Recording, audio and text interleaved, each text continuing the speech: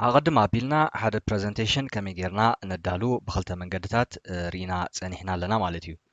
حجي دما كمي جرنا هنا هذا سرحنا presentation نمسائي نعقبون ويدما أب كمبيوترنا كان قمت أو نخدل زبل كنا مهارينا مالتي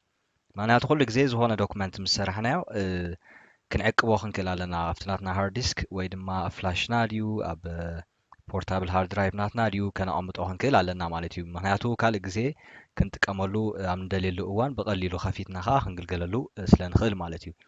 ሕጂ ንኣብነት ክኾነና መጀመርታ ሓደ ፕሬዘንቴሽን ከነዳሉ ኢና ማለት እዩ ሕጂ ኣነ መታን ግዜ ከይወስደልኩም ኣብዚ ኦልሬዲ ካብ ሓደ መጋዚን ደምፃኽዎ ፅሕፈት ኣሎ ካብዚ ፅሕፈት ተጠቂመ ሓደ ፕሬዘንቴሽን ከዳሉ እየ ማለት እዩ ነዚ ፕሬዘንቴሽን ምስ ኣዳለኽዎ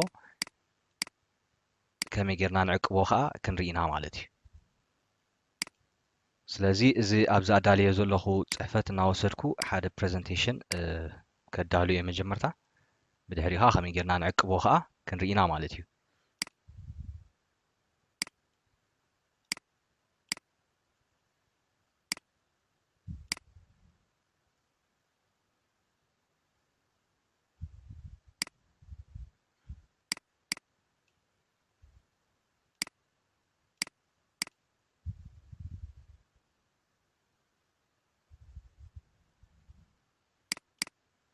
ሕጂ ክልተ ስላይድ የእትየ ኣለኹ ማለት እዩ እዚ ቀዳማይ ስላይድ እዩ እዚ ከዓ ካልኣይ ስላይድ እዩ ሕጂ ሳልሳይ ስላይድ እንድሕዳ ከእቱ ኮይነ ኣብዚኣ ክሊክ ክገብር እሞ ኣብዛ ሆም ምስ ኣተኹ ኒው ስላይድ ትብል ኣላትኒ ካብዚ ኣቲኻ ክመርፅ ይኽእል እየ ማለት እዩ ዝተፈላለየ ስላይድስ ኣሎ ኣብዚ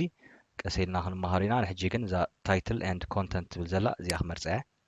ሳልሰይቲ የእትየ ኣለኹ ማለት እዩ እዛ ካልአይቲ ፖይንት ከዓ ከእትወ እያ ማለት እዩ ኦኬ ሕጂ ከምዚ ንዕዘቦ ዘለና መጀመርታ 6 መሰረታውያን ሕግታት ኣብ ኣጠቃቅማ ሞባይል ዝብል ሓደ ናይ ታይትል ስላይድ እትየ ኣለኹ ብድሕሪኡ እቲ ቀዳማይ ሕግታት ናይ ኣጠቃቅማ ሞባይል ኣብዚ ፅሒፈ ኣለኹ ኣብ ካልኣይ ስላይድ ኣብ ሳልሳይ ስላይድ ድማኒ እቲ ካልኣይ ነጥቢ ከዓ ኣብዚ እትየ ኣለኹ ማለት እዩ ሕጂ ከዓ ክውስኸ ኣብዚኣ እትየ ኣብ ሆም ኣቱ ኣብዚኣ ኒው ስላይድ ትብል ኣላትኒ ታይትል ኤንድ ኮንተንት ዝብል ኣለኒ ማለት እዩ ኣብዚኣ ከዓ እንደገና ካልእ ፅሕፈት ከዓ ክእቱ እየ ማለት እዩ ሕጂ ዘእትዎ ዘለኹ ፅሕፈት ኣነ ዝውንኖ ኣይኮነን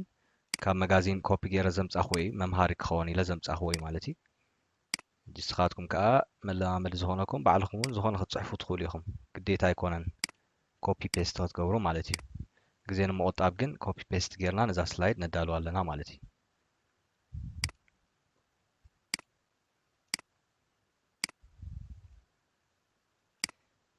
ራይ እምበር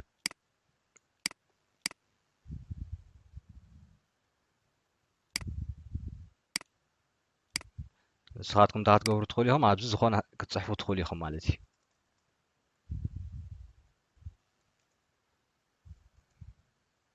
ኣብዚ ዝኾነ ኢልኩም እናፅሓፍኩም ክትመልኦ ትኽእሉ ኢኹም ማለት እዩ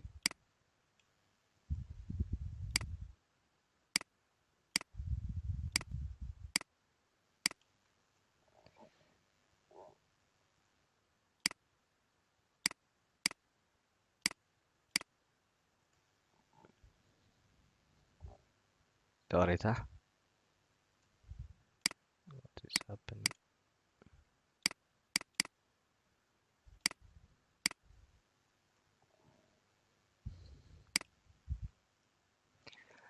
هراين بارتن شدشة حقتات نتا مع موبايل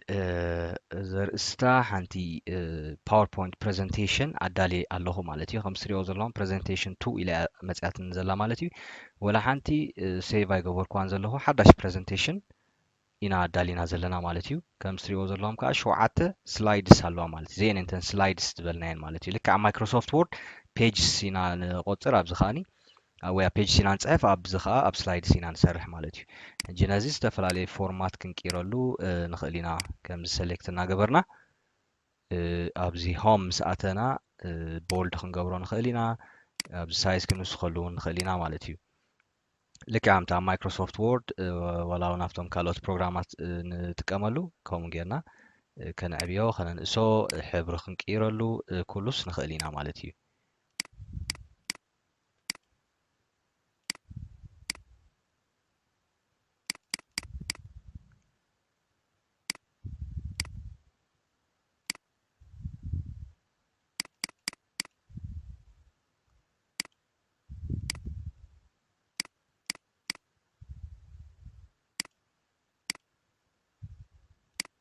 መጀመርታ ከነፀልሞ ክንክእል ኣለና ተጻሒፉ ዘሎ ብድሕሪኡ ከዓ ከምዚ አልና ገበርና ከዓ ንውስኸሉ ማለት እዩ ዝተፈላለየ ሕብሪ እውን ክንቅይረሉ ንኽእል ኢና ከምዚ ጌርና ሰሌክት ንገብሮ ሰሌክት ምስ ገበርና ኣብዛ ሆም ትብል ታብ ንኣቱ ኣብዛ ፎንት ትብል ግሩፕ ኣቲና ኣብ ዘላትና እዛ ናይ ሕብሪ መቐየሪት ማለት እዩ ከምዚ እናገበርና ከዓ ክንቅይረሉ ንኽእል ኢና ማለት እዩ እዚ ቀሰይ እናበልና በበርእስቱ ክንመሃር ኢና ናይ ሕጂ ርእስትና ግን ከመይ ጌርና ነዛ ሰሪሕናያ ዘለና ስላይድ ሾው ከመይ ጌርና ንዕቅባ ኣብ ኮምፒውተርና ኢና ንመሃር ዘለና ማለት እዩ ሕጂ እዚኣ ኩላ ኣዳሊና ወዲእና ኣለና እንታይ ትመስል ኣብ ፕሬዘንቴሽን እንታይ ትመስል ክሪኣ እንድሕር ዳኣ ደልየ እንታይ እየ ዝገብር ኣብዚኣ ስላይድ ሾው ትብል ታብ ኣላትኒ ኣብዛ ስላይድ ሾው ኢለ ምስ ኣተኹ ፍሮም ቢጊኒንግ ትብል ኣላ ነዚኣ ክሊክ ንገብራ ማለት እዩ ነዚኣ ክሊክ ምስ ገበርናያ ከም ትሪእዎ ዘለኹም ኣብቲ ፕሮጀክተር ወይ ድማ ኣብ ስክሪን ብከምዚ መንገዲ ክትመፅያ ማለት እዩ ሕጂ ኣብዚ ክሊክ እናገበርኩም ነቲ ስላይድ ክትሪእዎ ትኽእሉ ኢኹም ማለት እዩ እዚኣ እታ ቀዳመይቲ ስላይድ እያ ክሊክ ምስ ገበርኩ እታ ካልአይቲ ስላይድ መፅያ ኣላ እዚኣ እታ ሳልሰይቲ ስላይድ ዝበልና እያ ማለት እዩ ራብዐይቲ ስላይድ እያ እዚኣ ከዓ ሓምሸይቲ ስላይድ ሻድሸይቲ ስላይድ እያ እዚኣ ሻውዓይቲ ወዲኣ ኣላ ማለት እዩ እታ ስላይድ ሕጂ ኩለን ቸክ ጌርናየን ኣለና ማለት እዩ ሕጂ ፅቡቕ ኣላ እዚኣ ሰሪሕናያ ዘለና ስላይድ ሾው ፅቡቕ ኣላ ክንዕቅባ ኢና እንድሕር ደኣ ኢልና እንታይ ኢና ንገብር ኩሉ ግዜ ኣብዚኣ ፋይል ትብል ንኣቱ እሞ ሴቭ ዝብል ኣለና ማለት እዩ ኣብዚ ሴቭ ምስ ኣተና ሽዑኡ ኣበየናይ ቦታ ኢና ክንዕቅቦ ደሊና ዘለና ኦኬ ኣብ ሴቭ ኣዝ ወይ ከዓኒ ሴቭ እዚ ክልቲኡ ሓደ እዩ ሴቭ ኣዝ ኢልና ምስ ኣተና ኣብዚ ሽዑ እንታይ ንገብር ብራውዝ ዝብል ኣለና ብራውዝ ንብላ እሞ ሕጂ ኣነ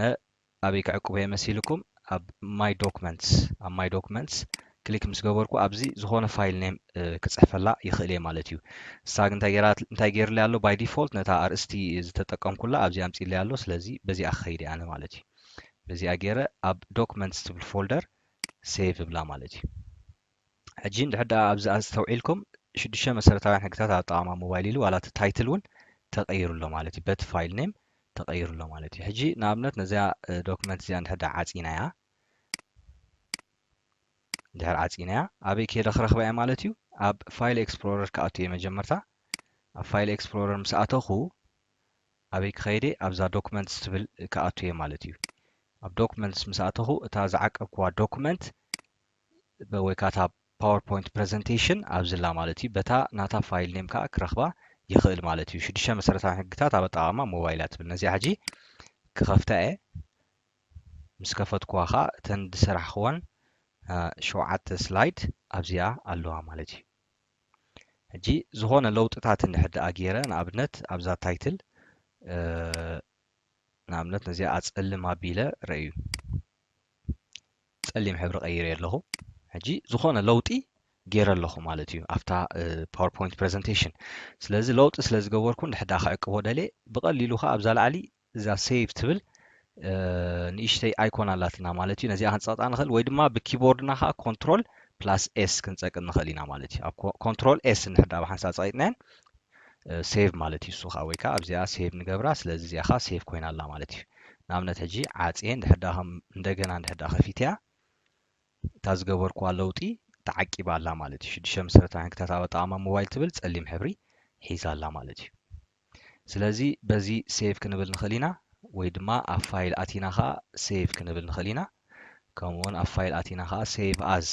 ኢልና ከዓኒ ቦታ መሪፅና ኣበይ ሴቭ ክንገብሮ ከም ዘለና ከዓ ክንሕብሮ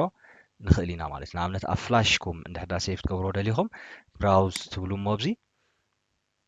ብራውዝ ምስ በልኩም ማሽዑ ኣብዛ ዚስ ፒሲ ትብል እንድሕር ዳ ኣቲኹም እታ ፍላሽ ድራይቭኩም ኣብዚ ክትመፅእ ኣለዋ ማለት እዩ ኦኬ ንኣብነት እዚኣ እንድሕር ኮይና ኣብዚኣ ከፊተ ሴቭ ብላ ማለት እዩ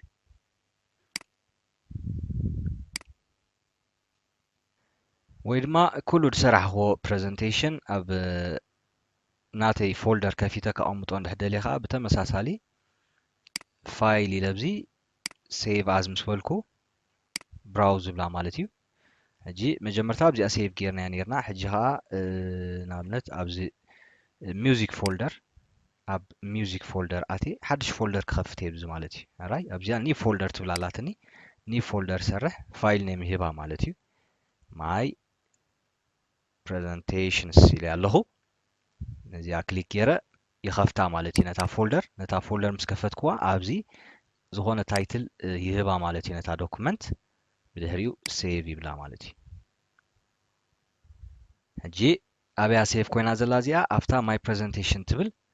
ፎልደር እያ ሴቭ ኮይና ዘላ ማለት እዩ ሕጂ ክኸፍታ ያነ ኣበየ ሴቭ ገይረ ኣብ ዶክመንት ሴቭ ዝገበርናያ እታ ናይ መጀመርታ ሴቭ ዝገበርናያ ዶክመንት እያ ካልኣይ ግዜ ሴቭ ክንገብራ ከለና ግን ኣብ ሚውዚክ ኣቲና ማይ ፕሬዘንቴሽን ትብል ፎልደር ሰሪሕና ኣብዚኣ ኢና ሴቭ ጌርናያ ነርና ማለት እዩ ስለዚ እታ ፋይናል ዘላ ዶክመንትና እዚኣ እያ ማለት እዩ ተረዳዲና ኣለና እዛ ከፊትናያ ፀናሕና ዶክመንት እዚኣ እያ ማለት እዩ ስለዚ ፎልደር ሰሪሕና ኸ ከምዚ ጌርና ኸ ሴቭ ካ ክንገብሮ ንኽእል ኢና ማለት እዩ እምበኣር ከስ ዝኾነ ዝሰራሕናዮ ፕሬዘንቴሽን ዶክመንትስ ኩሉ ግዜ ክንዕቅቦ ክንክእል ኣለና ማለት እዩ ክንዕቅቦ ከለና ከዓ ሴቭ ዝብል ኦፕሽን ንጥቀም